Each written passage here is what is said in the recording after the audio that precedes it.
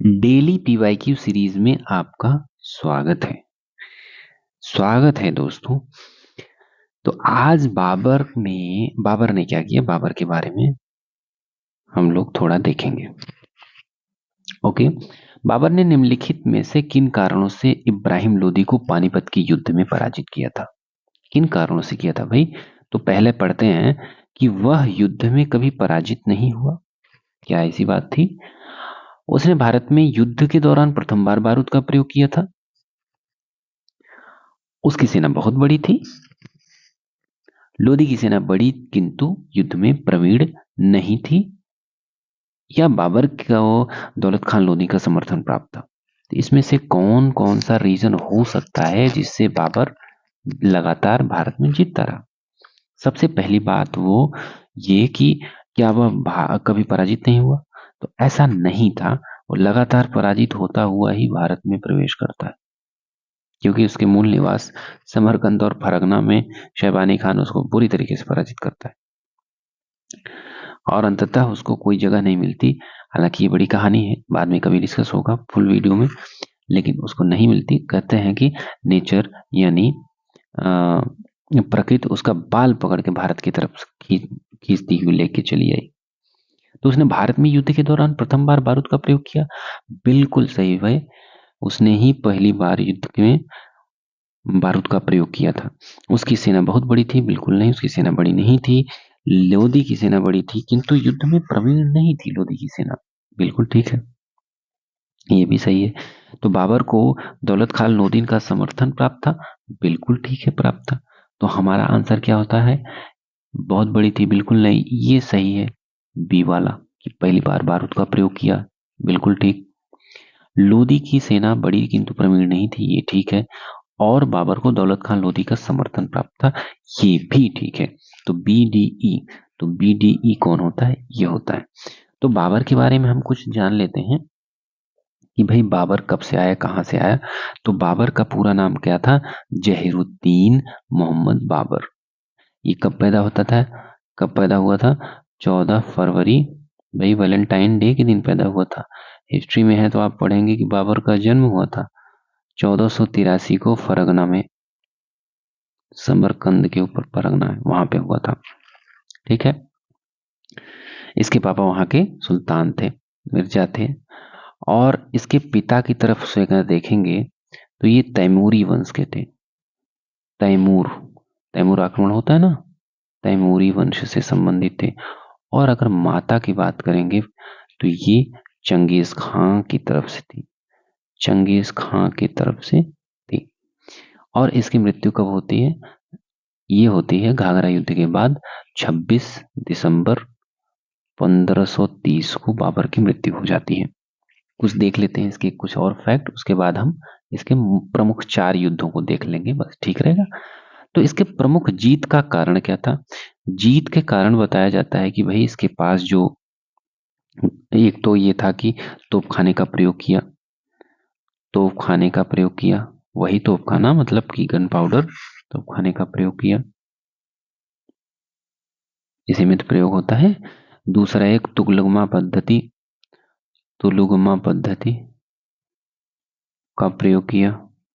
ये युद्ध की एक पद्धति होती है। देखो पद्धतियां कई होती हैं, इसमें एक युद्ध तोपों को सजाने की पद्धति होती है। किस तरीके से, जैसे मान लो एक सेना ये हो गई, एक सेना ये हो गई, तो किस तरीके से सजाना है, और इधर से पहले आक्रमण करना है, फिर इधर से करना है, फिर बीच में करना है। ये सारी चीजें जो स्ट्रेटजीज होती हैं, उन सबका अलग अलग हम लोग पढ़ते हैं। लेकिन इन्होंने तुलुगमा पद्धति का प्रयोग किया था, तोपों को सजाने की पद्धति। और लोदी व्यवस्था की कमजोरी थी। भाई इब्राहिम लोदी उस टाइम शासक हुआ करता था जब बाबर आया था। तभी तो पानीपत के प्रथम युद्ध में, अभी युद्ध आगे पढ़ेंगे, बाबर का लोदी व्यवस्था की कमजोरी, लोदी व्यवस्था की कमजोरी थी। ठीक है। 4 देखेंगे, अफगानों में फूट थी। फूट की ही वजह से ये कौन, दौलत खान लोदी अफगान था, इसने बाबर को आमंत्रित किया और उसी तरफ से लड़ा भी भाई पानीपत के युद्ध में। ठीक। लेकिन जब बाबर ने डिसाइड किया कि भाई अब मैं नहीं जाने वाला कहीं, तब फिर ये अलग होते हैं। ठीक, अगला चलते हैं आगे।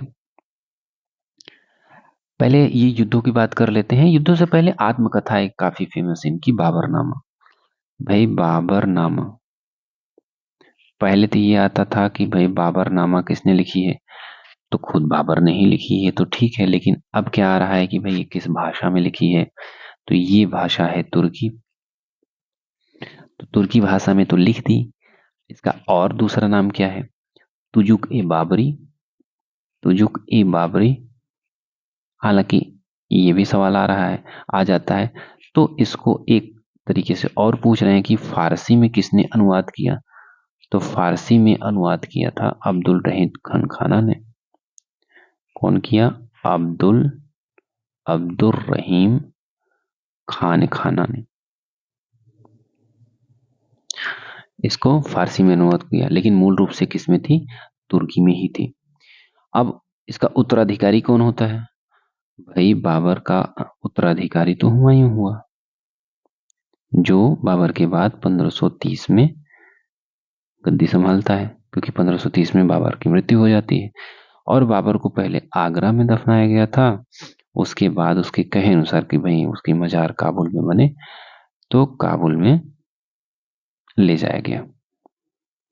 ठीक। तो बाबर जो है 4 साल में 4 युद्ध लड़ता है। 4 साल। कब? 1526। और 4 युद्ध। ठीक, कब तक? 1529 तक। 4 साल 4 युद्ध। और भारत का इतिहास पूरी तरीके से बदल जाता है। 1526 से 1529 तक बाबर ने एक एक करके लोधी, राजपूत और अफगानों को, तीनों शक्तियों को तोड़ दिया। तो सबसे पहले देख लेते हैं पहला युद्ध कौन सा था। पहला युद्ध सब लोग जानते हैं भाई, पानीपत का था। पानीपत का प्रथम युद्ध। ये कब होता है? 1526 में। स्पेसिफिक और जाएंगे तो 21 अप्रैल। ठीक है, अप्रैल। किसके किसके बीच होता है? ये होता है, एक तो बाबर रहेगा ही, चारों युद्धों में बाबर है, और दूसरा होता है इब्राहिम लोदी। लोदी जो लोदी वंश का अंतिम सुल्तान था, यानी जो सल्तनत काल था उसका अंतिम सुल्तान था, युद्ध में मारा गया, पहला सुल्तान जो युद्ध में मारा गया था। ठीक। दिल्ली सल्तनत का अंत हो जाता है इस युद्ध में। दिल्ली सल्तनत का अंत हो जाता है, मुगल साम्राज्य की नींव पड़ती है, और तोप खाने का पहला प्रभावी प्रयोग होता है, जो कि हमने अभी देख लिया है। अब दूसरे पे आ जाते हैं, खानवा युद्ध। अब इसको याद करने का एक बहुत फेमस तरीका ये भी है ना, कि 26 में पानी पिया, 27 में खाना खाया, 28 में चल दिया, और 29 में मर गया, घर गया, और 30 में मर गया। तो ये है 26 में पानी यानी पानीपत का युद्ध, 27 में खानवा यानी खाना खाना यानी खानवा एक युद्ध, 28 में चंदेरी चल दिया यानी चंदेरी का युद्ध, 29 में घाघरा यानी घर गया, घाघरा का युद्ध, और 30 में मर गया। चलो ठीक है, ये तो स्ट्रिक हो गई। 1527 में खानवा का युद्ध होता, क्योंकि पानी पी लिया तो अब खाना खा लेगा, खानवा का युद्ध हो गया। इसमें कौन कौन होते हैं? भाई बाबर तो रहेगा ही, दूसरा कौन होता है? राणा सांगा होंगे। राणा सांगा ये मेवाड़ संघ के, ठीक थे, मेवाड़ संघ से थे। राजपूत शक्ति इसमें कमजोर हो जाती है। ठीक, बाबर की भारत में स्थिति और मजबूत हो जाती है।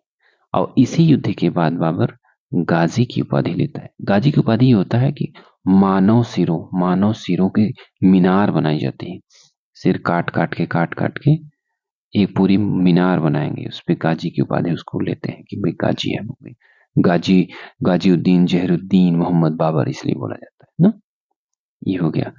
तीसरा, चंदेरी का युद्ध। भाई जब पानी पी लिया, खाना खा लिया, तो चल देगा, तो रुकेगा थोड़ी खाना खाने के बाद, तो चंदेरी का युद्ध हो जाएगा। ये होता है 1528 में, यानी 29 जनवरी, अगर और स्पेसिफिक होंगे तो 29 जनवरी। ये 17 मार्च को होता है। ठीक, 29 जनवरी 1528 को। इसमें कौन होता है? इसमें भी भाई बाबर ही रहेगा, और मेदिनी राय होते हैं। मेदिनी राय ये कहां से हैं? मेदिनी मालवा से। ठीक, मालवा पर अधिकार पूरी तरीके से बाबर का हो जाता है। बाबर जीत जाता है। राजपूत प्रतिरोध का दमन फिर से कर लिया जाता है। फिर फोर्थ क्या है? घाघरा का युद्ध। घाघरा का युद्ध क्या होता है भाई? 1529 में। क्यों? कि पानी पिया, खाना खा लिया, चल दिया तो चलेगा तो घर पहुंचेगा, तो घाघरा का युद्ध 1529 में हो जाता है। 6 मई हो जाएगा। कौन कौन से? एक तो बाबर हो जाएंगे, दूसरा महमूद लोदी। महमूद लोदी प्लस अफगान सरकार, अफगान सरदार। ठीक, घाघरा के युद्ध, अफगानों की अंतिम शक्ति उसको भी तोड़ा और उत्तर भारत में मुगल सत्ता सुरक्षित हो गई कि भाई अब कोई नहीं हराने वाला था। मजबूत जितने भी थे सब खत्म हो गए। इसलिए कहते हैं ना कि 4 साल 4 युद्ध और भारत का इतिहास पूरी तरीके से बदल गया। और 1526 से 1529 तक बाबर ने एक एक करके लोधी, राजपूत और अफगान शक्तियों तीनों को तोड़ दिया। उत्तराधिकारी हो गया बाबरनामा हो गई। जीत के कारण हमने देख ही लिए और तो कुछ बचता नहीं। तो कह सकते हैं Babur the man who changed Indian history in 4 years। तो इस तरीके से बाबर का लगभग तो कंप्लीट हो गया है। ठीक है दोस्तों, चलिए मिलते हैं अगले वीडियो में, तब तक के लिए धन्यवाद।